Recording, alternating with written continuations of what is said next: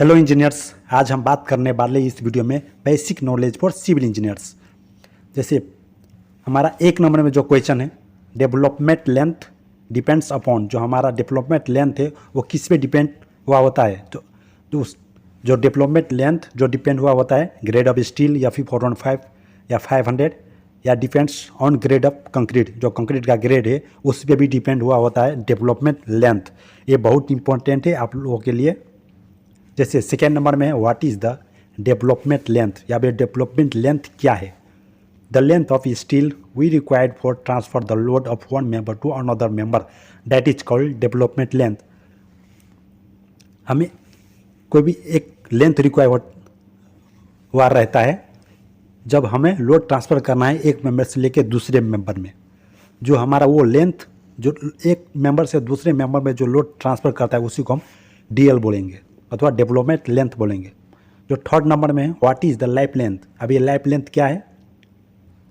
The length of steel use for transfer the load steel to steel and use for bonding up to steel.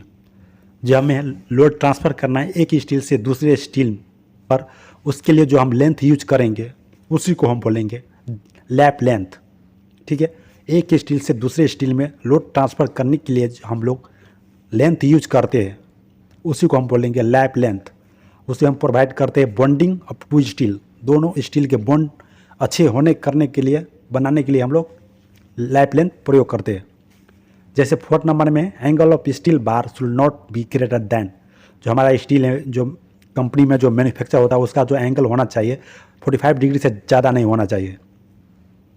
जैसे 5 number में है plinth beam reinforcement use, जो हम लोग plinth beam में top में कौन से रेनफोर्समेंट यूज करते हैं और बॉटम में कौन से रेनफोर्समेंट यूज करते हैं। तो फर्स्ट पॉइंट है always use minimum 12 mm diameter of steel bar at the bottom of plinth beam. जो प्लिंथ बीम है उसके बॉटम में हमें 12 mm से कम नहीं यूज करना है डायमीटर।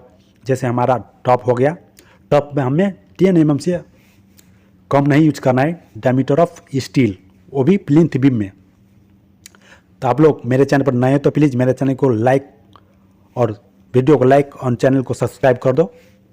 जैसे 6 नंबर में required binding wire, suppose for binding 1 ton MS reinforcement bar, 1 ton हमारा एमएस रेनफोर्समेंट बार है, उसको बांधने के लिए हमें कितनी वायर बेंडिंग वायर चाहिए। तो उसके बांधने के लिए हमें 7 kg से लेकर 13 kg तक हमें चाहिए बैंडिंग वायर।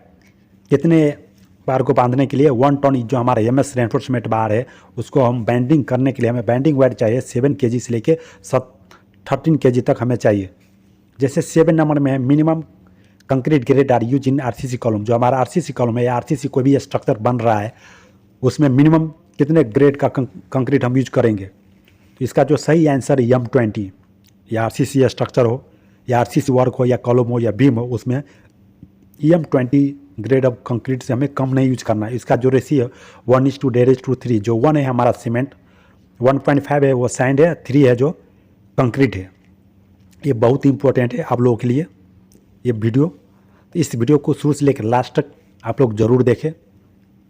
जैसे 8 नंबर में column, always use 8 mm dia stirrups at spacing of 150 mm centre to centre throughout the column length. जो हमारा कॉलम लेंथ है उसके अनुसार जो हम स्ट्रिप्स है हमारा, उसका जो एक स्ट्रिप से लेकर दूसरे स्ट्रिप का जो स्पेसिंग होना चाहिए 150 mm से कम नहीं होना चाहिए। प्लस जो हम स्ट्रिप जो हम यूज करेंगे उसमें कॉलम में उसका जो डायमीटर 80 mm तक होना चाहिए। कितने mm तक? 80 mm तक होना चाहिए। जो स्ट्रिप का जो स्पेसिंग रहेगा 150 mm तक होना चाहिए। जो नेक्स्ट है 9 नंबर में डिफ्लेक्शन एंड डिफॉर्मेशन मीन्स क्या होता है। अब डिफ्लेक्शन या डिफॉर्मेशन के बारे में थोड़ा जान लेते हैं सिंपल भाषा में, शॉर्ट में आप लोगों को मैं बताऊंगा। Deflection means temporary displacement, temporary के लिए डिप्लेसमेंट हो जाएगा कुछ टाइम के लिए, तो उसी को हम बोलेंगे डिफॉर्मेशन। डिफ्लेक्शन और डिफॉर्मेशन बोलेंगे उसे परमानेंट डिप्लेसमेंट हो जाएगा हमेशा के लिए, उसी को हम बोलेंगे डिफॉर्मेशन। जैसे 10 नंबर में why deformation are provided in steel bar, जो हमारा स्टील बार है तो उसमें डिफॉर्मेशन क्यों प्रोवाइड किया जाता है। जब जो कंपनी में जो बनता है स्टील मैन्युफैक्चर होता है फैक्ट्री में, तो डिफॉर्मेशन क्यों प्रोवाइड किया जाता है उसमें। To prevent slipping of bar from concrete, जो कंक्रीट में हम लोग बार जब यूज करते हैं उसमें स्लिपिंग ना हो, स्लिपिंग को प्रिवेंट करने के लिए उसमें डिफॉर्मेशन प्रोवाइड किया जाता है। और नेक्स्ट पॉइंट है to increase bond strength between steel and concrete.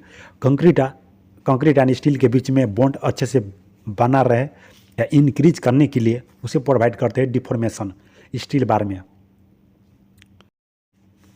Thanks for watching and subscribe my channel.